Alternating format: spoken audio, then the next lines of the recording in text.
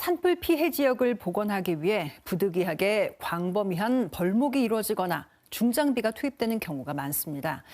이런 인위적인 교란이 토사 유출이나 산사태 같은 2차 피해를 더 키울 수 있다는 연구 결과가 나왔는데요.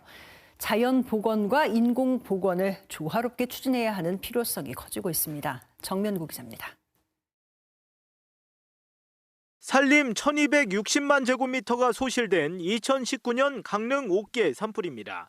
대학 연구팀이 위성 영상 분석 등을 통해 토사 유출량을 예측해봤습니다.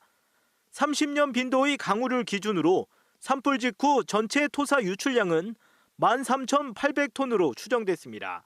반면 벌목 뒤에는 유출량이 크게 늘어날 것으로 예측됐습니다. 벌목 이후 토사 유출이나 산사태 등 2차 피해 위험성이 오히려 커질 수 있다는 얘기입니다. 결국 산불 피해목을 효율적으로 잘라내는 것도 필요하겠지만 사전에 식생 여건 등 주변 환경 분석도 중요하다는 지적이 나옵니다.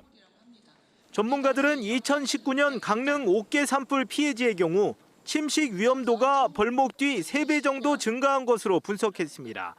산불 피해목 제거를 위한 중장비 투입과 임시도로 개설 등 이른바 인위적 교란이 원인으로 꼽혔습니다.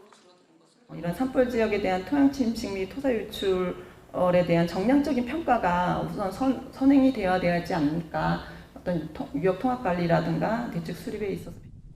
주택 밀집지와 인접한 곳에서 발생하는 도시명 산불 우려가 커진 만큼 더욱 세밀한 사전 복구 전략 필요성도 제기됐습니다.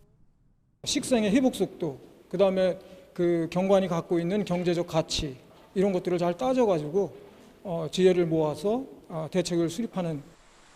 강원도와 산림당국은 전문가들이 제시한 산불 복원과 방제 전략 등을 재난 대응과 정책 수립 과정에 반영할 계획입니다. KBS 뉴스 정면구입니다.